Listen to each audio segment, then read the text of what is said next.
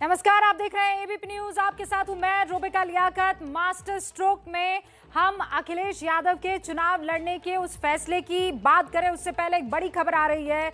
दिल्ली के लोधी रोड स्थित सीआरपीएफ मुख्यालय में बॉम्ब होने की कॉल झूठी निकली है। दमकल को 6:30 बजे मिली कॉल। दमकल ने 2 गाड़ियों को मौके पर जांच के लिए भेजा। जांच जारी है, लेकिन कुछ भी ऐसा संदिग्ध नहीं मिला है। दिल्ली पुलिस, दमकल विभाग, बम निरोधक दस्ते को जो ये कॉल मिली थी वो 6:30 पर शाम को मिली थी। सीआरपीएफ हेडक्वार्टर को पूरे तरीके से सर्च कर लिया गया है। सभी एजेंसी वहां से निकल चुकी है। कुछ भी संदिग्ध चीज नहीं मिली है। इस वक्त की बड़ी खबर है, इस कॉल को हॉक्स कॉल डिक्लेयर कर दिया गया है। कॉल किसने की, अब इसकी जांच होगी।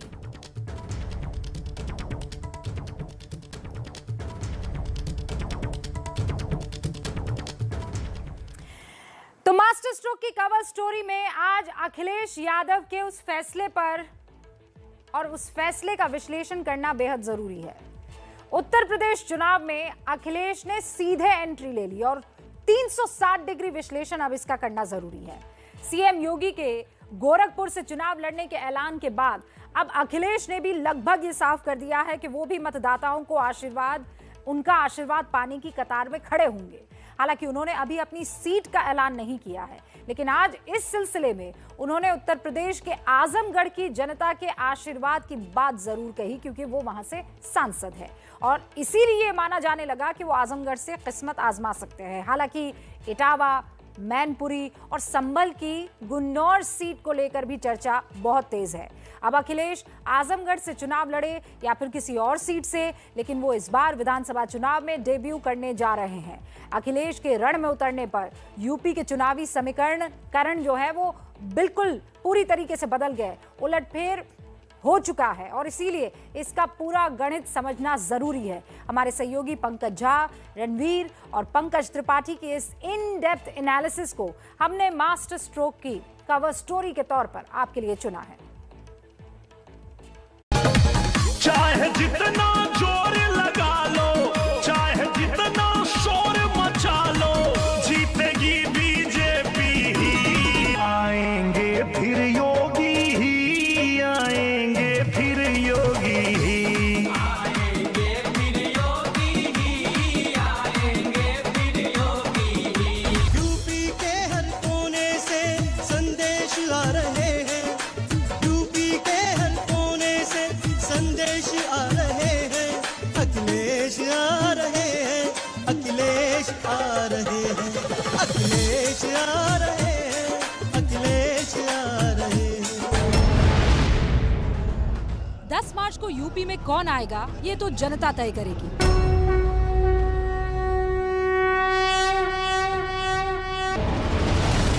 लेकिन चुनाव के मैदान में योगी के बाद अब अखिलेश का आना भी लगभग तय हो चुका है।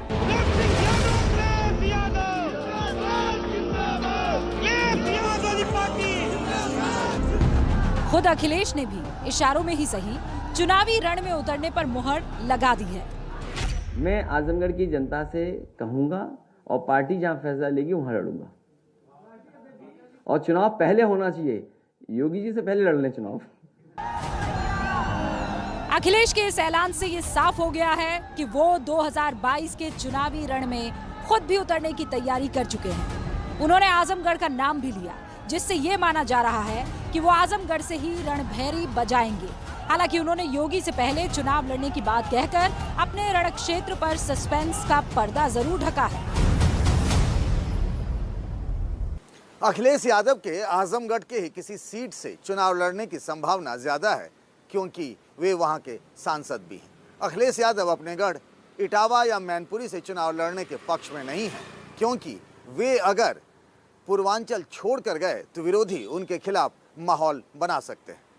पूर्वांचल से चुनाव लड़ने से वे बीजेपी से सीधी टक्कर का संदेश भी दे सकते हैं, क्योंकि ये इलाका पीएम मोदी और सीएम योगी की चुनावी कर्मभूमि भी है।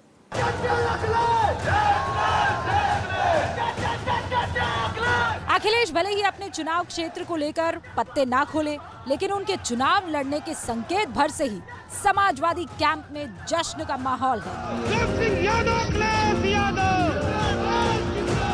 मैं इस वक्त समाजवादी पार्टी दफ्तर पे मौजूद हूं और यहाँ आप देखिए कि तमाम कार्यकर्ता अभी से इकट्ठे हैं। इन लोगों से बात करते हैं। बीजेपी कह रही थी कि सिर्फ मुख्यमंत्री योगी आदित्यनाथ ही हैं जो सीएम का चेहरा हैं और वो चुनाव मैदान में उतरेंगे। इसके अलावा जितने भी चेहरे हैं वो सब विधानसभा चुनाव मैदान में नहीं उतरेंगे। तो अखिलेश जी के उतरने से साइकोलॉजिकल फायदा हो?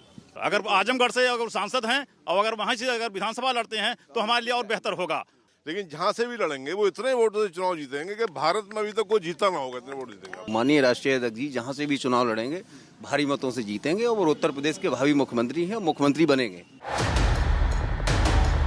समाजवादी पार्टी के दफ्तर में जश्न का ये शोर बीजेपी कैंप में पहुंच गया है। इसके बाद बीजेपी अखिलेश के ऐलान पर उसी तरह पलटवार करती नजर आई जैसे अखिलेश ने योगी के चुनावी क्षेत्र के ऐलान होने पर किया था। चुनाव में हर एक व्यक्ति को उतरने का अधिकार है। वे अपनी पार्टी की तरफ से अधिकृत प्रत्याशी बने, ये हमारी भी कामना है, उनको बनना चाहिए। लेकिन एक बात तो सामने आ गई है कि समाजवादी पार्टी आज बैकफुट पर आ चुकी है अपनी पहली सूची के बाद। अब उनकी हिम्मत नहीं हो पा रही कि अगली सूची वो जारी कर सकें। वो कहते थे कि हमने विकास किया है, और अगर आपने विकास किया है तो सीट को चुनने में इतना देरी क्यों लगा रहे हो? 2022 के विधानसभा चुनाव में सुरक्षित ठिकाना तलाशने में अधिसूचना जारी होने के बाद इतना समय लगा दिया। बीजेपी अब ये भी आरोप लगा रही है कि सीएम योगी और केशव प्रसाद मौर्य के चुनाव क्षेत्र का ऐलान होने के बाद अखिलेश पर भी चुनावी रण में उतरने का दबाव बढ़ गया था। जिस तरह से भारतीय जनता पार्टी ने आदरणीय योगी जी को, आदरणीय केशव मौर्य को जो लड़ाने की बात की है, उसको लेकर कहीं ना कहीं एक प्रश्न तो वहां इनके और सदस्य उठा ही रहे होंगे कि आखिर आप क्यों नहीं लड़ेंगे चुनाव। अखिलेश यादव जी अपने हर काम में भाजपा की नकल करते हैं। अखिलेश यादव जी पर अब इतना दबाव था मुख्यमंत्री योगी आदित्यनाथ जी के चुनाव लड़ने की घोषणा के बाद, उनकी पार्टी कार्यकर्ताओं में बड़ी निराशा थी और ऐसे में अब कार्यकर्ताओं के दबाव के बाद अखिलेश यादव जी नानुकुर करते हुए चुनाव लड़ने के लिए तैयार ही हो रहे हैं। विपक्ष भले ही अखिलेश यादव पर दबाव में चुनाव लड़ने का आरोप लगाए, लेकिन अखिलेश यादव के चुनावी मैदान में उतरने से ही कई नए समीकरण तैयार होंगे जो 10 मार्च को यूपी चुनाव के नतीजे को प्रभावित करने वाले भी हो सकते हैं। अखिलेश के चुनाव लड़ने पर राजनीतिक बयानबाजी अपनी जगह है, लेकिन इसके सियासी मानों को समझना बेहद जरूरी है। दरअसल अखिलेश को लग रहा है कि चुनाव में समाजवादी पार्टी बीजेपी को सीधे टक्कर दे रही है। सभी ओपिनियन पोल्स इस तरफ इशारा भी कर रहे हैं और इसीलिए सीधे रण में उतरकर अखिलेश गैर बीजेपी वोट का बंटवारा रोकने की कोशिश कर रहे हैं। दूसरी वजह यह है कि बीजेपी पश्चिम में किसान आंदोलन का नुकसान पूर्वांचल से भरने की कोशिश में है। अखिलेश बीजेपी की इस रणनीति पर पानी फेरना चाहते हैं। वो पूर्वांचल से उतरकर मोदी और योगी के गढ़ में सेंध लगाने की कोशिश में है। साथ में कभी समाजवादी का गढ़ रहे पूर्वांचल में वो अपनी खोई हुई जमीन को वापस पाने की कोशिश भी कर रहे हैं। तीसरी वजह यह है कि अखिलेश के खुद मैदान में उतरने से पार्टी का, कार्यकर्ताओं का मनोबल ऊपर हो जाएगा। मोदी योगी के गढ़ में उतरकर वो ये संदेश देने की कोशिश करेंगे कि बगैर डर के वो लड़ रहे हैं, ताकि कार्यकर्ताओं का हौसला जो है वो 7वें आसमान पर पहुंच जाए। उम्मीद यही है कि अखिलेश अपने पारिवारिक गढ़ इटावा या मैनपुरी के बजाय आजमगढ़ से लड़ सकते हैं। आजमगढ़ गोरखपुर और वाराणसी से कितना दूर है? करीब 100 किलोमीटर की दूरी पर। इस तरह अखिलेश अपना पारिवारिक गढ़ छोड़कर ताकत दिखाने की भी कोशिश में रह सकते हैं। और इसीलिए पांचवी वजह यह भी कि योगी के उतरने के बाद चुनाव ना लड़ने पर पार्टी में गलत संदेश भी जा सकता है और वोटर्स में भी। एबीपी न्यूज पर हमने सी वोटर के संग एक सर्वे दिखाया और दिखाते चले आ रहे हैं। उसमें भी ये बात सामने आई थी। योगी के ऐलान के बाद अखिलेश पर चुनाव लड़ने का प्रेशर बढ़ गया था। हमारे सर्वे में ये सवाल था भी कि क्या योगी के चुनाव लड़ने से अखिलेश यादव पर भी चुनाव लड़ने का प्रेशर बनेगा? इसके जवाब में आप देखिए सामने, हाँ कहने वाले 48% है, ना कहने वाले 33% है और पता नहीं कहने वाले महज 19% निकले। इसके अलावा सी वोटर के सर्वे में यह भी सामने आया था कि लोग भी अखिलेश को चुनाव के मैदान में क्या देखना चाहेंगे। सर्वे में जब सवाल पूछा तो हाँ कहने वाले 53% थे, ना कहने वाले 29% थे और पता नहीं कहने वाले 18% लोग थे। अखिलेश को यह लग रहा है कि उनकी स्थिति इस बार 2017 से कई ज्यादा बेहतर है, लेकिन वो बीजेपी को कमजोर भी नहीं मान रहे हैं और इसीलिए वो अपना हर पत्ता, हर चाल सधे हुए अंदाज में चल रहे हैं।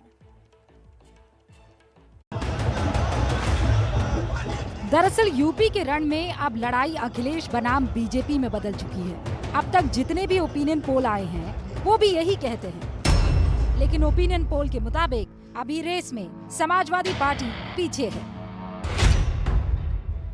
सी वोटर के ओपिनियन पोल में बीजेपी को 223 से 235, समाजवादी पार्टी को 145 से 157, बीएसपी को 8 से 16 और कांग्रेस को 3 से 7 सीटें मिली। इसी तरह इंडिया टीवी के ओपिनियन पोल में बीजेपी को 230 से 235, समाजवादी पार्टी को 160 से 165, बीएसपी को 2 से 5 और कांग्रेस को 3 से 7 सीटें मिली।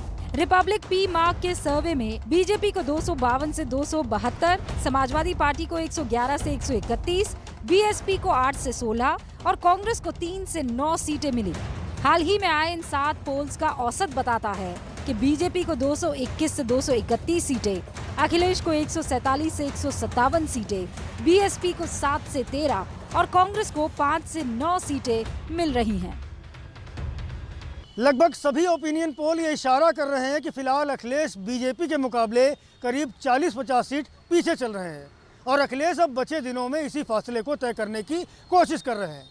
चुनाव के मैदान में उतरने का उनका दांव भी इसी फासले को कम करने की एक कोशिश है। हालांकि अखिलेश ने अभी आजमगढ़ पर मुहर नहीं लगाई है और वो ये भी कह रहे हैं कि वो योगी से पहले ही चुनाव लड़ना चाहते हैं, इसीलिए यूपी की कई सीटों को लेकर कयास लगाए जा रहे हैं। आजमगढ़ नहीं तो मैनपुरी, इटावा, गुन्नौर, संभल। मैनपुरी और इटावा तो उनका पारिवारिक गढ़ है ही। इसके अलावा वो संभल की गुन्नौर सीट से भी किस्मत आजमा सकते हैं। राजनीति में आखिरी दाव छिपा कर रखने और माहौल बनाने की रणनीति पुरानी रही है। अब अखिलेश के ऐलान के साथ ही आजमगढ़ और मैनपुरी में भी माहौल बन गया है। जिस तरह से योगी आदित्यनाथ जी ने अपने गृह जनपद गोरखपुर को चुना और डिप्टी सीएम केशव मौर्य ने प्रयागराज को चुना, उसी तरह से अखिलेश जी ने अपने गढ़ आजमगढ़ को चुना है। अगर यहाँ से लड़ेंगे तो जीत जाएंगे, क्योंकि अहिर और यादव बाहुल क्षेत्र है। कहीं और से लड़ेंगे तो इनके लिए दिक्कत होगा। तो ये उनका गढ़ है और पूरे प्रदेश की कमान उनको संभालनी है, तो वो निश्चित रूप से चाहेंगे कि ऐसी जगह से विधायक बने जहां से उनको ज़्यादा टेंशन न लेनी पड़े। अगर अखिलेश यादव मैनपुरी से चुनाव लड़ते हैं तो क्या वो जीत पाएंगे? हाँ बिल्कुल, जीतने का ये क्षेत्रीय मामला है और यादव वर्ग ज़्यादा है। अगर अखिलेश यादव खुद आते हैं तो वो जीत जाएंगे, वरना यहाँ का जीतना सपा से मुश्किल है। अच्छा ही रहेगा, बढ़िया रहेगा। क्यों अच्छा रहेगा? अच्छा जाहिर रहेगा, उन्होंने काम किया, जनता की सुनवाई की। अखिलेश के मैदान में उतरने के इस और इन गुणागणित के अलावा एक बड़ा खतरा है और ये जो खतरा है उनके लिए घातक भी हो सकता है। अखिलेश पार्टी के अकेले स्टार प्रचारक हैं, जबकि बीजेपी के पास स्टार प्रचारकों की कमी नहीं है, बाकायदा आज लिस्ट भी जारी हुई है। अब अगर अखिलेश खुद चुनाव लड़ते हैं तो दूसरे क्षेत्रों में वो कम ध्यान दे पाएंगे, जिसका बीजेपी फायदा ले सकती है और ये घातक साबित हो सकता है। वैसे घातक आज का एक कदम भी साबित हुआ है और वो मुलायम सिंह यादव की छोटी बहू अपर्णा यादव का कदम था। अखिलेश का पहली बार यूपी चुनाव में उतरना इस बात का सबूत है कि वो पूरी ताकत लगा रहे हैं। 2017 से सीख लेते हुए उन्होंने चाचा शिवपाल को मना लिया, मुलायम का भी आशीर्वाद उनके साथ है। लेकिन इन सब के बावजूद मुलायम परिवार में एक बार फिर दरार साफ तौर पर दिखती हुई नजर आई। इस बार मुलायम परिवार की बहू अपर्णा यादव ने बगावत का झंडा बुलंद करते हुए कमल का यानी बीजेपी का दामन थाम लिया।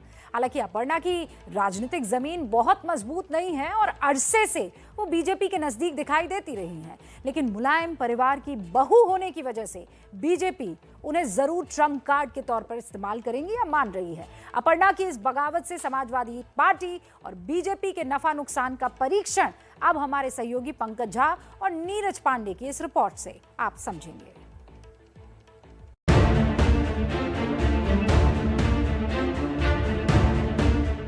समाजवाद के सबसे बड़े परिवार की बहू।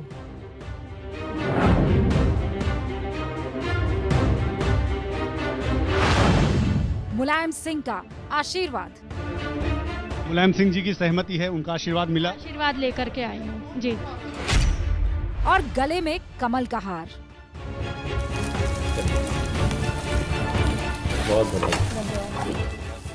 इसीलिए अपर्णा यादव बीजेपी के लिए खास है, क्योंकि वो यूपी में उसकी धुर विरोधी समाजवादी पार्टी के मुखिया के परिवार की बहू हैं।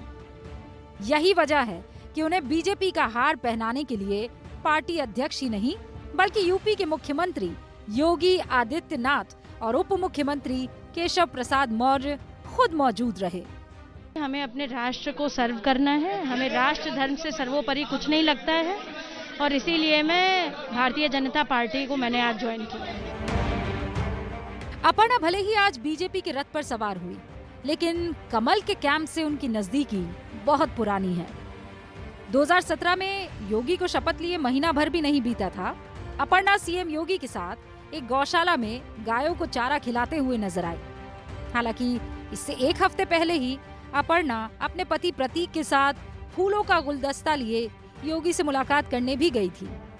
उस वक्त ही ये कयास शुरू हो गए थे कि वो साइकिल से उतरकर कमल का दामन थाम सकती हैं, लेकिन शायद उन्होंने सही वक्त का इंतजार किया। हालांकि अपर्णा राजनीति और समाज सेवा में हमेशा से सक्रिय रही हैं, लेकिन उनकी सबसे बड़ी राजनीतिक पहचान मुलायम परिवार की बहू होना ही है। 2017 के यूपी चुनाव में वो लखनऊ कैंट से समाजवादी पार्टी की उम्मीदवार थी, लेकिन बीजेपी की रीता बहुगुणा जोशी ने उन्हें हरा दिया था।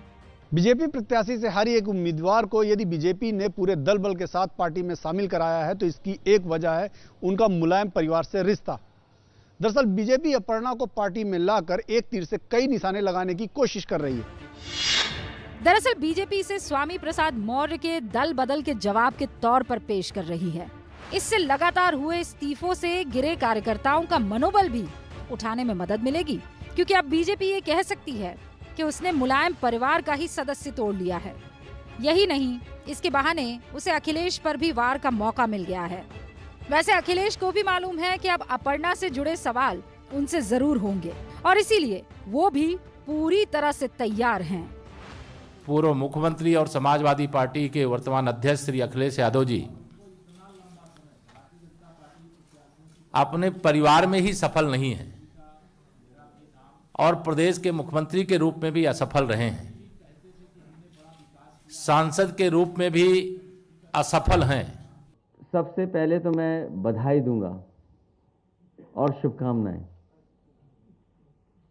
और साथ ही साथ हमें खुशी इस बात की है कि समाजवादी विचारधारा का विस्तार हो रहा है। समाजवादी विचारधारा का विस्तार जो हो रहा है, मुझे उम्मीद है कि हमारी विचारधारा वहाँ भी पहुँच करके और संविधान और लोकतंत्र को बचाने का काम होगा। नेताजी ने बहुत कोशिश की समझाने की, नेताजी ने बहुत कोशिश की समझाने की। हालांकि अपर्णा एक बार फिर लखनऊ कैंट से किस्मत आजमाना चाहती हैं, लेकिन माना जा रहा है कि भाजपा उन्हें चुनाव मैदान में उतारने की बजाय उनका इस्तेमाल चुनाव प्रचार में करना चाहती है, और अपर्णा भी इसी मना स्थिति के साथ कमल के रथ पर सवार हुई हैं।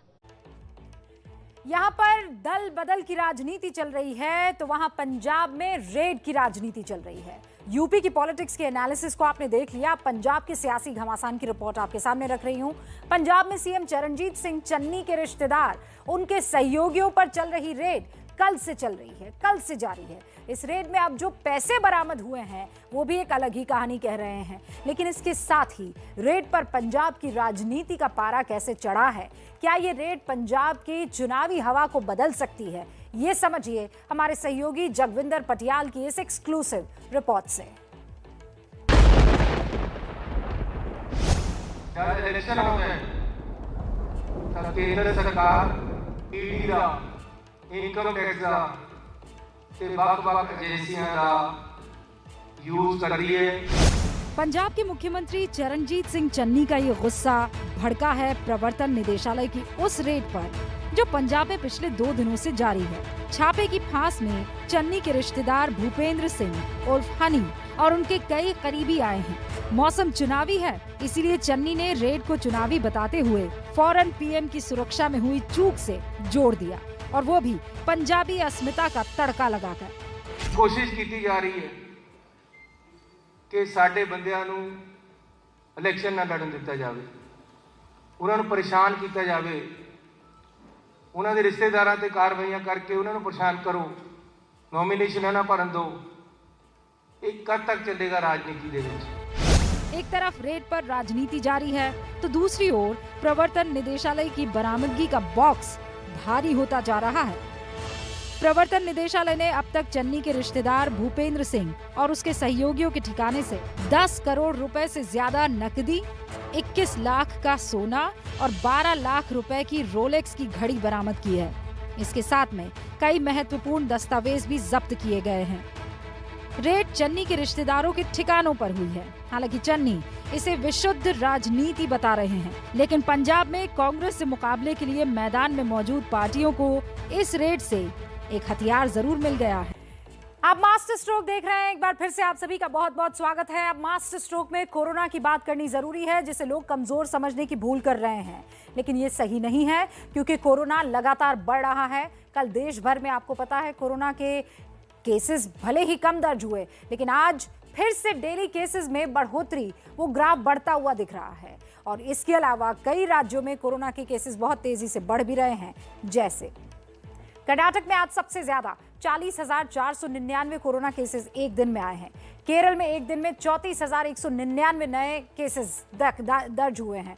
वहां तमिलनाडु में एक दिन में 26,981 केसेस आए हैं। गुजरात में पिछले 24 घंटे में रिकॉर्ड 20,966 केसेस आए हैं। आंध्र प्रदेश में 10,000 से ज्यादा केसेस रिकॉर्ड हुए हैं। गोवा जैसे छोटे राज्यों में 3,936 केसेस रिकॉर्ड किए गए हैं। इससे आप कोरोना के केसेस की भयावहता को समझ सकते हैं। ये आंकड़े ये बताने के लिए काफ़ी है कि कोरोना को आप हल्के में नहीं ले सकते हैं, वो एक ऐसे दौर में, वो भी जब देश के 5 राज्यों में चुनाव का माहौल है।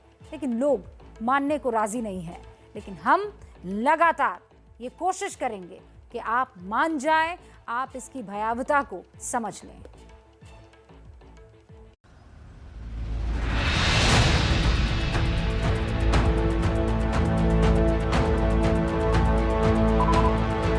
मास्क क्यों नहीं पहने आप? क्योंकि मैं फोटो खिंचवा रहा हूँ। मास्क कहाँ है? अभी खाना खा के आया है, मास्क कहाँ है?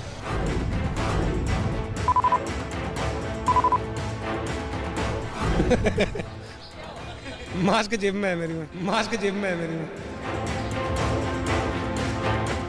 दिल्ली के ये लोग इसीलिए बेखौफ हैं क्योंकि दिल्ली में कोरोना के केसेस में लगातार कमी आ रही है। ये दिल्ली में पिछले 3 दिनों के आंकड़े हैं, जो 18,000 से पहले 12,500 हुए और अब 11,600 हैं। यानी केसेस में लगातार कमी आ रही है। शायद इसीलिए अब दिल्ली वालों को लग रहा है कोरोना बीत गया है, लेकिन ये सच नहीं है, क्योंकि देश में कोरोना केसेस लगातार बढ़ रहे हैं। 17 जनवरी को 2,38,000 के करीब केस आए थे, जो आज फिर बढ़कर 2,83,000 के करीब आए हैं। उधर देश में एक्टिव केसेस भी लगातार बढ़ रहे हैं।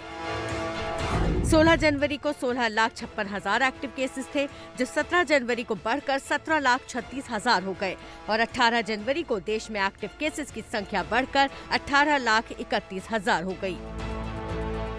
इन्हीं आंकड़ों को देखते हुए हम कह रहे हैं कि कोरोना को अभी हल्के में लेने की गलती ना करें।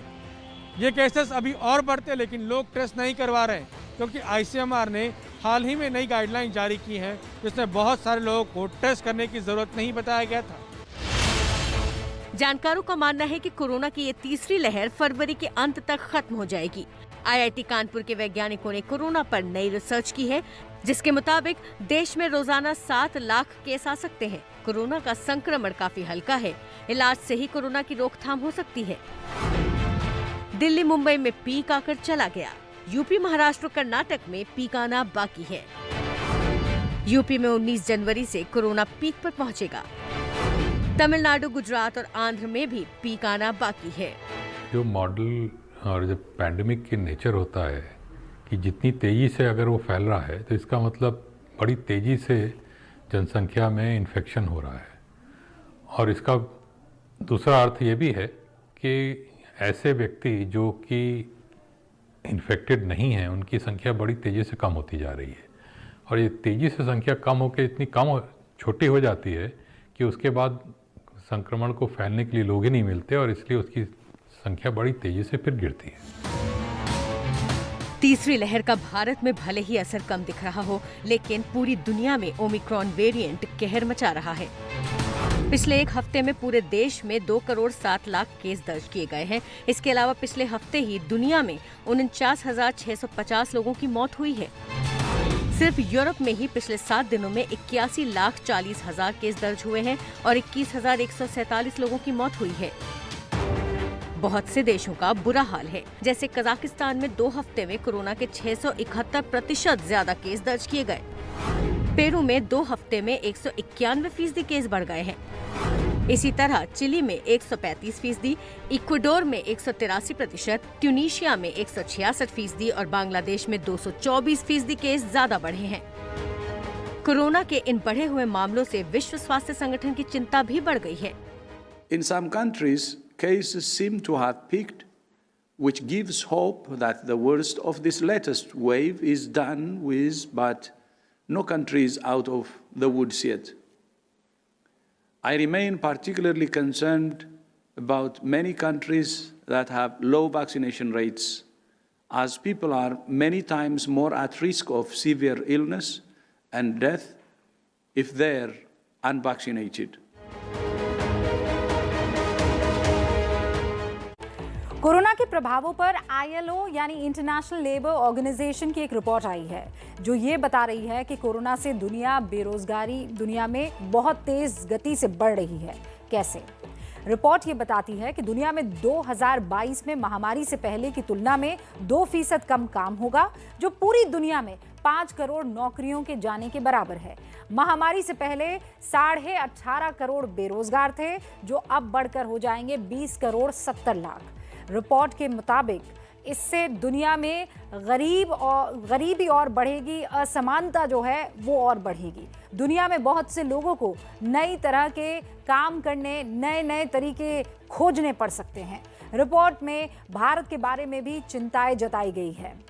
भारत में बेरोजगारी दर 7% बताई जा रही है। सबसे बुरा हाल राजस्थान में है, जहां 27.1% बेरोजगारी है। झारखंड में 17.3%, बिहार में 16%, दिल्ली में 9.8%, पंजाब में 6.8% और यूपी में 4.9% बेरोजगारी इस वक्त है। कुल मिलाकर कोरोना से पहले ही दुनिया का और देश का बहुत नुकसान हो चुका है। इसीलिए हम लगातार ये कह रहे हैं कि कोरोना को हल्के में लेने की गलती ना करें, क्योंकि ये लौटकर हम ही को नुकसान पहुंचाएगा। अब एक ऐसे संकट की बात करना जरूरी है जो तकनीक की वजह से पैदा हुआ है। ये संकट अमेरिका में आया, क्योंकि अमेरिका में आज 5G मोबाइल सर्विस पूरे देश में लागू हो गई। अब आप सोच रहे होंगे कि ये तो अच्छी बात है, 5G अगर है तो। अगर कोई देश 5G लागू करता है तो फिर उससे परेशानी कैसे किसी को हो सकती है? लेकिन ये बात सच है, परेशानी हुई है, क्योंकि 5G तकनीक से अमेरिका की एविएशन इंडस्ट्री संकट में आ गई। बहुत से देशों की फ्लाइट्स कैंसिल करनी पड़ी। ये अनुमान है कि 5G की वजह से साल भर में अमेरिका में 15,000 उड़ानें और 12.5 लाख यात्री प्रभावित हो सकते हैं। आपके भी मन में बहुत सारे सवाल होंगे। सारे सवालों का जवाब अब इस रिपोर्ट में आपको मिलेगा।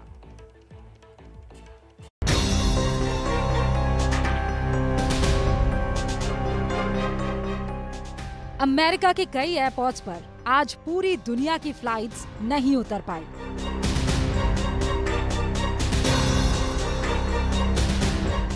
भारत के एयर इंडिया की उड़ान भी अमेरिका नहीं पहुंच पाई।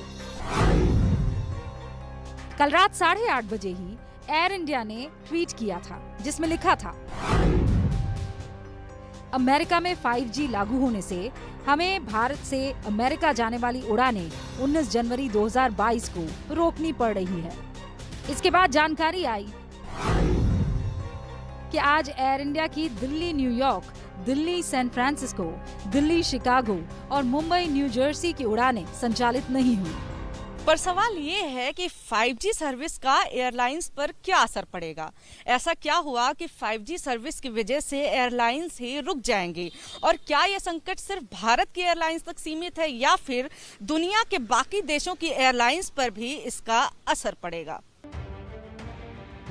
5G सर्विस से एयरलाइंस कैसे प्रभावित होती है, ये हम आपको आगे बताएं। उससे पहले ये जान लीजिए कि अमेरिका का ये 5G संकट पूरी दुनिया के लिए है। एमिरेट्स की दुबई से Boston, Chicago, Dallas, Miami, Newark, Orlando, San Francisco की फ्लाइट्स कैंसिल हुई हैं। इसके अलावा जापान एयरलाइंस और निप्पॉन एयरवेज ने अपनी फ्लाइट कैंसिल की है। एयरलाइंस कंपनियों ने उड़ानें रद्द करने का फैसला इसलिए लिया है क्योंकि 5G नेटवर्क से विमान के कम्युनिकेशन सिस्टम को काम करने में परेशानी हो सकती है। आशंका ये भी जताई जा रही है कि अगर एयरपोर्ट के आसपास भी 5G नेटवर्क रहा तो खतरनाक परेशानियां होंगी। 5G के कारण विमानों के हर उस सिस्टम में गड़बड़ी पैदा होगी जो रेडियो ऑल्टीमीटर के डेटा पर निर्भर होता है, क्योंकि 5G की वजह से रेडियो ऑल्टीमीटर बुरी तरह से प्रभावित हो जाता है और उसकी रीडिंग बदल जाती है। इससे ऑटो लैंडिंग में दिक्कत आ सकती है। 5G टेक्नोलॉजी की वजह से प्लेन के ऑल्टीट्यूड यानी ऊंचाई को नापने की क्षमता प्रभावित हो सकती है।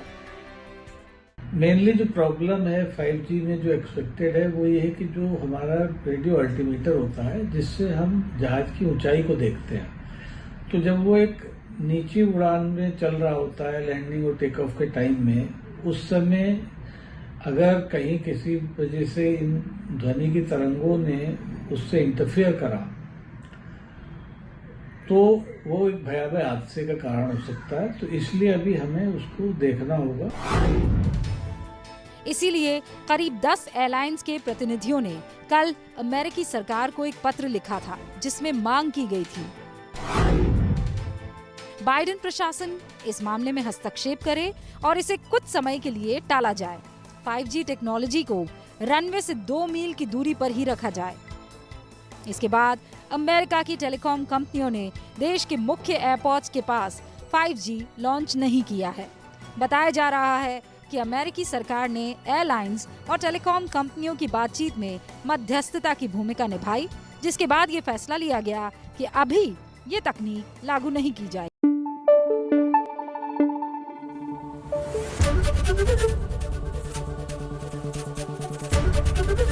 ABP न्यूज आपको रखे आगे।